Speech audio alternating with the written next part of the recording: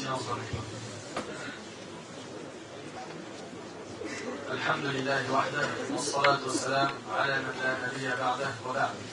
Ahibati al-kiram, la conférence arrive à sa fin. Et comme l'a dit mon frère Ilyes, il est possible que maintenant tu es marié ou lorsque tu te marieras, tu vas te poser la question de comment conserver ce couple. Comment faire pour vivre dans la joie, dans le bonheur de ce bas monde, mais aussi celui de la religion. Pour ça, Yakhil Karim, ainsi que toi, ma sœur qui m'entend, il y a des règles qui ont été fixées par le Coran et la sunna du prophète alayhi salatu wassalam. Et c'est très simple. Quiconque se détourne du rappel d'Allah, Allah tabaraka wa ta'ala l'a dit dans le Coran, mène à certes une vie pleine de gêne. Tu veux pas des enseignements du Coran et de la sunna du prophète alayhi salatu wassalam, Allah dit dans le Coran que tu mèneras une vie pleine de gêne. Une vie pleine d'angoisse, pleine de problèmes qui n'ont pas de fin. Et de l'autre côté, Allah subhanahu wa ta'ala il dit Man amila salihan min dhakarin aw untha wa huwa mu'min falanuhyiyannahu hayatan tayyibah. Quiconque fait de bonnes œuvres, mâle ou femelle, d'accord? Quiconque fait de bonnes œuvres, Man amila salihan min dhakarin aw untha, qu'il soit mâle ou femelle, tout en étant croyant, nous lui ferons vivre une bonne vie. Donc, tu mets en pratique ta religion, Allah subhanahu wa ta'ala te dit tu vivras une bonne vie.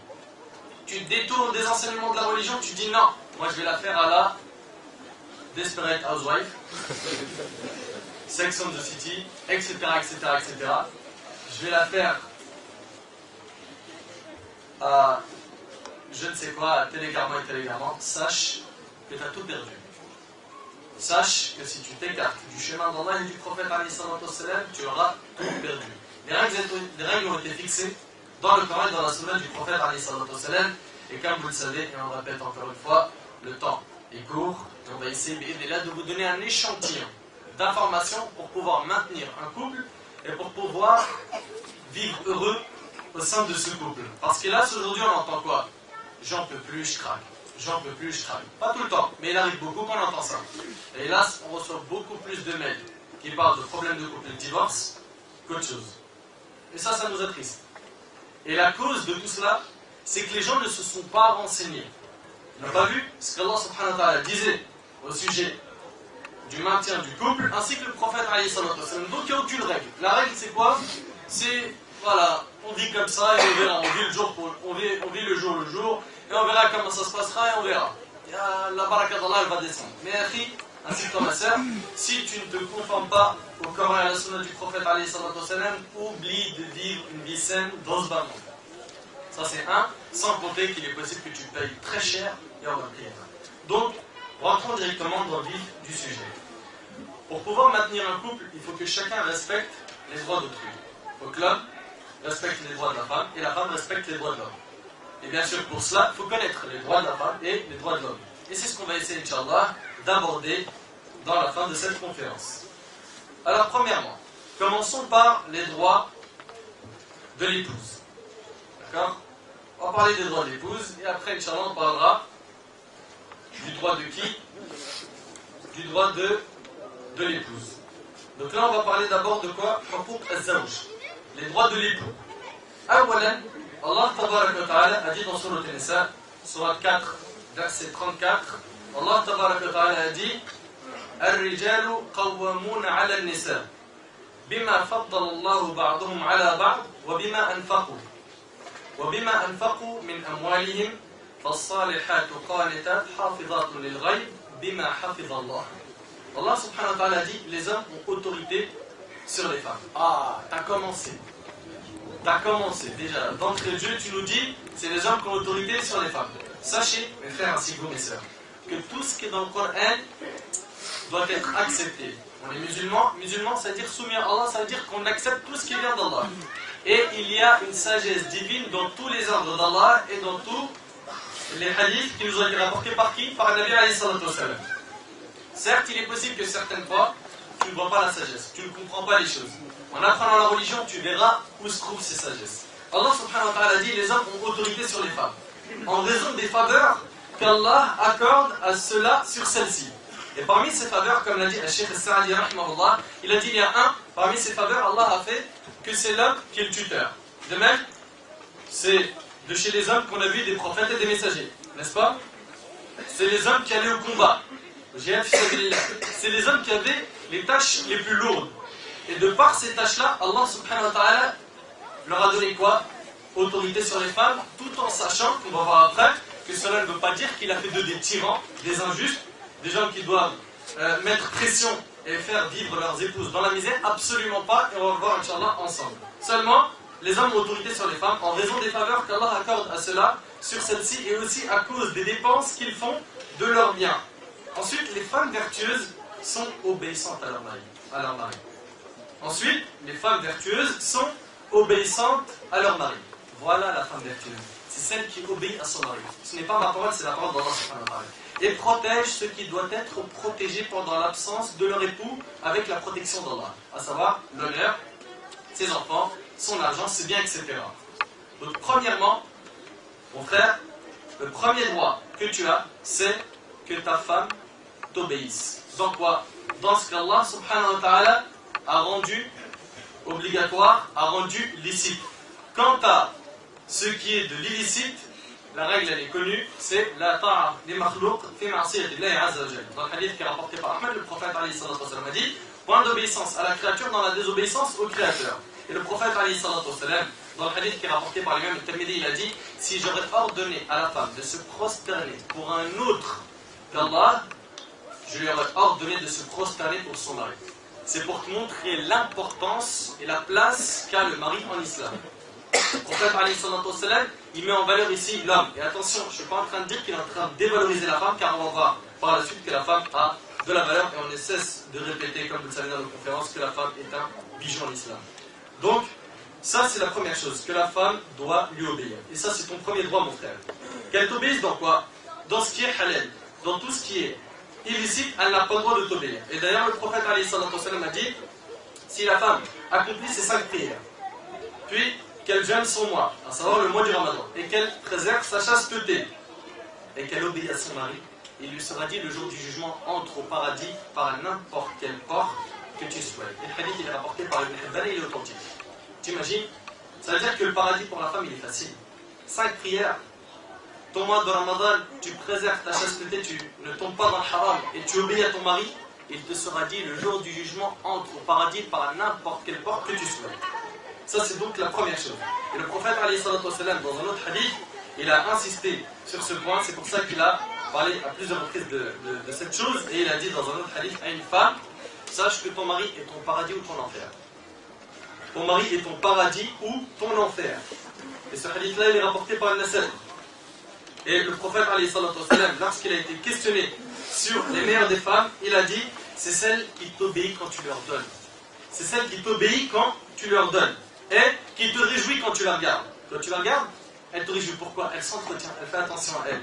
C'est pas, elle met, comme on l'a dit tout à l'heure, on le répète, la djellaba de prisonnière, et elle la lâche plus, celle qui sent l'oignon, et celle avec laquelle elle fait à manger, et ça y est, c'est fini. Elle a signé un CDI jusqu'à sa tombe avec cette djellaba. Tu as le droit de te faire belle. Pourquoi? Parce que ça réjouit. Et c'est pas simplement un droit, mais tu dois, ma soeur, te faire belle, comme le mari aussi. Il doit se faire beau et ne pas mettre tout le temps les mêmes vêtements. Vous connaissez, hein? On en parlera après quand on arrivera sur le sujet de l'homme. Donc ça c'est la première chose, c'est l'obéissance, ma soeur. Et Allah il vérifie que ma soeur sache que l'obéissance à ton mari c'est pas un rabaissement, au contraire. Au contraire, Allah il t'élève par le fait que tu obéis à ton mari. Car là certaines soeurs disent oh tout le temps lui obéir, tout le temps. Déjà, est-ce qu'il t'a demandé quelque chose de haram? Non, il t'a dit arrête la prière, il t'a dit ne porte pas le hijab, il t'a dit ne lis pas le Coran, etc. S'il ne t'a pas ordonné de désobéir à Allah Azza wa Jal, ou il t'a freiné sur les actes obligatoires ou recommandés, sache ma soeur que tu dois faire très attention et tu dois écouter ton mari. Tu dois écouter ton mari. Et si tu veux semer le désordre dans le couple, commence par ouvrir cette porte et désobéir à ton mari, mais après assume les conséquences. Assume les conséquences, viens pas pleurer après, viens pas pleurer en disant c'est l'enfer dans mon couple, je ne comprends plus rien. Deuxième droit qu'a le mari, c'est que sa femme, et là c'est un sujet à bien comprendre. Pourquoi à bien comprendre? Parce que directement certains vont dire oh, qu'est-ce qu'il raconte? Deuxième sujet qui peut être sensible pour les personnes qui ne l'ont jamais abordé ou qui ne le comprennent pas, c'est que la femme, à la base, n'a pas à être toute la journée dans la rue. Sa place, à la base, Allah subhanahu wa ta'ala l'a fixé dans le Coran, il a dit وَقَرْنَا فِي بُيُوتِكُنَّ et restez dans vos demeures. Ça, c'est la base. Et non, ce qu'on voit hélas aujourd'hui, des sœurs, Wallahi l'azim, et Allah en est témoin, que j'ai vu de mes yeux, à minuit elles sortent. Tu vas où? Je vais acheter des glaces. Wallahi l'azim, je sais de quoi je parle. À minuit elles sortent. Sans mahram, sans rien, un groupe de sœurs. Arrête de nous étouffer. Arrête de nous étouffer. Est-ce que vous pensez que ça c'est une chose faisable? Est-ce que cette femme elle est en train de se valoriser ou se dévaloriser aux yeux des gens? Sans compter aux yeux d'Allah, est-ce que c'est une bonne chose? C'est dangereux pour elle. La femme, elle ne sort de chez elle que par la permission de son mahram, de son mari. D'accord? Et elle sort pour une nécessité ou un besoin. Pas toute la journée, elle est dans les centres commerciaux. J'étais à Sephora, il y a des soldes. J'étais à Marionneau, c'est moins cher. J'ai comparé à Yves Rocher, c'est bien. Oh, qu'est-ce qui t'arrive? C'est un métier ou quoi? Toute la journée dehors, toute la journée. Il rentre, le mari, il y a quelque chose à manger? Tiens, pizza surgelée, il y a le fond là-bas. T'es sérieuse, ma soeur? Wallah, t'es sérieuse? Sans compter si elle a des enfants. Les enfants, c'est ahwal. Leur vie ahwal, ils sont déréglés. Pourquoi? Parce que la femme, elle n'a pas compris que sa base, son royaume, son château, c'est sa maison. Et à elle de faire que sa maison soit son royaume. En mettant tout en avant et en faisant les causes pour que sa maison soit bien alignée. Et après, comme on l'a dit, elle a le droit de sortir en cas de nécessité, de besoin. D'accord? Et son mari aussi, il doit la faire respirer un petit peu. Ça, c'est une chose, on est d'accord. Mais toute la journée dehors, ma soeur, à la base, ta place, elle n'est pas dehors, elle est à la maison. Ça, c'est le deuxième point. Troisième point, c'est que tu lui obéisses. Donc ça, c'est une chose, mais tu lui obéisses aussi quand il te demande d'avoir des rapports intimes avec toi. Et ça, c'est un droit qu'il a, tout en sachant aussi que si la femme demande à son mari, lui aussi, quoi, il doit quoi? Lui aussi, dans la mesure du possible, doit lui dire oui. D'accord? Mais hélas, pourquoi ici on insiste sur les femmes? Parce que des fois, des femmes punissent leur mari par ça. Le mari ne veut pas lui acheter ça. Le soir, il a un besoin, il a une envie. Elle lui dit non. Et elle ment en disant je suis fatiguée, je peux pas, je suis ci, je suis cela, je suis ci, je suis cela. Et l'homme, il craque. Et donc là, elle a ouvert une porte de charme. Et bien qu'elle sache que les anges la maudissent toute la nuit dans le cas où elle se refuse à son mari sans raison valable. Et ce n'est pas ma parole, c'est la parole du prophète alayhi salatu wassalam. Et bien sûr, si la femme, elle a ses raisons, elle est fatiguée, elle est malade ou autre, l'homme, il doit avoir un certain équilibre, une certaine compréhension, et il ne doit pas être une brute et prendre en considération tout cela. Et de même, on le dit, que si la femme demande à l'homme, pareil, en fonction de sa possibilité aussi, qu'il ne refuse pas sa femme. Quatrièmement, qu'elle ne donne pas l'autorisation à des personnes étrangères à rentrer chez elle sans l'accord de son mari. D'accord? Le mari, plus il lui commande des choses, plus dans le couple il y aura de l'ordre. Plus elle lui cache, plus elle désordre. On n'est pas en train de dire le mari c'est un flic. Non, ça c'est ce qui va faire que le couple sera bien maintenu. Et plus tu vas mettre en pratique ce qu'Allah subhanahu wa ta'ala a dit, ce que le prophète alayhi salatu wassalam a dit, plus ta vie sera quoi? Pleine de bonheur, ici-bas et bi'idhnillah dans l'au-delà. Cinquièmement, que la femme ne jeûne pas un jeûne surérogatoire sans l'autorisation de son mari. Supposons qu'il veut l'approcher ce jour-là. Elle lui dit je jeûne. Non. Ou supposons que ce jour-là, il veut manger avec elle, par exemple, je sais pas moi, un bon repas. D'accord? Eh bien, le jeûne surérogatoire et non le jeûne obligatoire, elle n'a pas le droit de jeûner sans quoi? Sans l'autorisation de son mari. Et ça, ce n'est pas ma parole. C'est la parole du prophète alayhi salatu wassalam qui a dit dans le hadith qu'il a rapporté par Bukhari, il n'est pas permis à une femme de jeûner un jeûne surrogatoire alors que son mari est présent sans son autorisation. D'accord? Sixièmement, elle n'a pas le droit de dépenser de ses biens, donc de tes biens quoi mon frère, sans ton autorisation. C'est pas t'es dehors, et par exemple, il n'y a pas de nécessité. Le téléphone, il répond pas, elle prend le poignet dans la poche, et après hop, ta poche bien sûr, et après hop, elle va acheter ceci ou cela. Si c'est des nécessités, bien sûr là on comprend, parce que le mari ne répond pas, etc. Mais, attention ma soeur, à ne pas prendre de sa poche sans son autorisation. Faites très attention, ça fait partie des choses qui font quoi? Des tremblements de terre dans la maison. Surtout la gestion de l'argent. Surtout la gestion de l'argent. Ensuite, septièmement, c'est que la femme s'occupe de l'entretien de quoi? De la maison ainsi que des enfants. Ça à la base, c'est la tâche qui est confiée à qui? À la femme. Et à la base, l'homme, sa tâche lui, elle est confiée où? Elle lui est confiée à l'extérieur. D'accord? Après, est-ce qu'elle a le droit de travailler ou pas? Ça, les savants ont fixé des règles et ce n'est pas le sujet. D'accord? On pourra y revenir plus tard. Huitièmement, qu'elle préserve son honneur. Le mari il est sorti, c'est pas elle prend le téléphone, allô Zoubida, devine ce qu'il m'a fait. Elle commence à lui dire, tu sais quoi, il m'a haggar, il m'a ci, il m'a ça, il m'a ci, il m'a ça. Elle salit son honneur. Ya ukhti, même si c'est vrai, préserve l'honneur de ton mari. Et n'oublie pas que le prophète a dit, celui qui préserve l'honneur de son frère, Allah le préservera du feu de l'enfer. Rappelle-toi de ce hadith et préserve l'honneur de ton mari qui est ton frère en islam avant tout. C'est ton frère en islam, tu n'as pas le droit de toucher à son honneur. Neuvièmement, qu'elle soit reconnaissante et pas ingrate. Hélas, il y a beaucoup de femmes aujourd'hui, tu lui donnes, alhamdulillah. Le jour où tu la prives, ou le jour où tu décides de ne pas lui donner, ou le jour où tu n'as pas, eh bien ça y est, directement, elle commence à quoi? À s'affoler, et si c'est une dispute, d'accord, que tu as eu avec elle, elle te dit quoi? J'ai jamais rien vu de bien dans ma vie avec toi. Et ces paroles-là, le prophète a dit que ces paroles font partie des paroles prononcées par les femmes destinées à l'enfer. Le hadith il est rapporté par le Bukhari. Donc faites très attention mes sœurs. Ne sois pas ingrat. C'est pas toute sa vie tu as fait du bien. Le jour où il y a un point noir, ça y est, tu vois que du noir devant toi. Ça c'est la description des femmes de l'enfer. Donc ma sœur, crains Allah et fais très attention. Ne dis surtout pas à ton mari, au moment d'une dispute, sous l'effet de colère, j'ai jamais rien vu de bien avec toi. Fais attention, sois juste. T'as juste, ma soeur, franchement, je vous dis clairement, t'as juste à te peser. Combien tu faisais de kilos quand tu sais pas avec toi? Et maintenant, t'en fais combien? Donc déjà, il y a du bien en toi. Hein, commence pas. Sois pas ingrat. Ça, c'est un. D'accord? De même, fais-toi belle pour lui, comme tu voudrais qu'il se fasse beau pour toi, et ne sois jamais de celles qui font quoi? Le rappel au mari. Le rappel, c'est quoi? Elle-même. Tu te rappelles, c'est moi qui t'ai acheté ça. Tu te rappelles? Grâce à moi, t'as ça. Tu te rappelles? Ça annule les bonnes actions. Le prophète, alayhi salatu salam, l'a interdit. Allah subhanahu wa ta'ala a dit, Ya ayyuhalladhina amanu, la tubtilu sadaqatikum bil manni wal adha. Oh, vous qui avez cru, n'annulez pas vos aumônes par quoi? Par le rappel ou par le temps. Le rappel, ça annule les bonnes actions. De même, ne fais pas les choses qui mettent en colère ton mari et sois généreuse et gentille, douce avec la famille de ton mari afin qu'Allah subhanahu wa ta'ala permette à ce couple d'être maintenu, car dans le cas contraire, si tu prends ta belle-mère pour ennemie, tu as tout perdu. Tu vas perdre le mari, peut-être que tu vas divorcer, peut-être qu'il y aura des guerres infinies entre toi et ta belle-mère et ça ne se finira pas. Sois intelligent, gagne sa satisfaction tant qu'elle ne demande pas du haram, tu auras gagné la paix du couple et tu auras tout gagné. Et en ce qui concerne les droits de l'épouse, je vais les résumer car là, on est dans le hors-piste.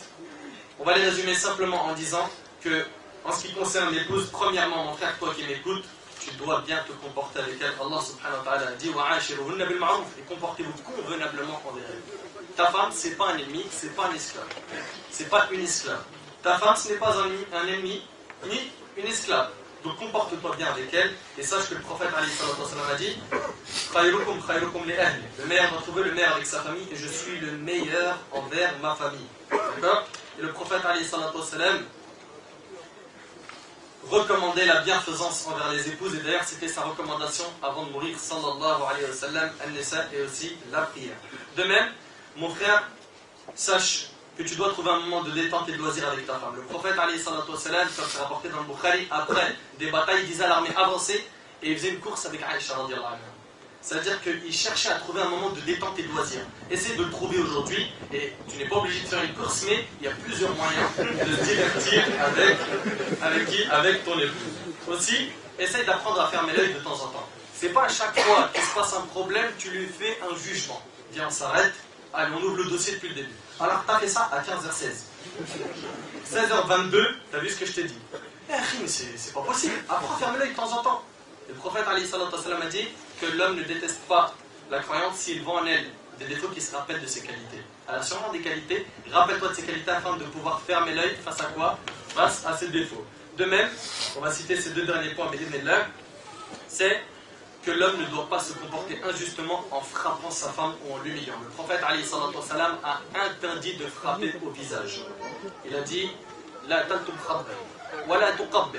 Il a interdit de faire des cicatrices, des blessures à ta femme, subhanallah. Et le prophète, comme le dit Ali dans Shamaïl, il n'a jamais levé la main devant une femme.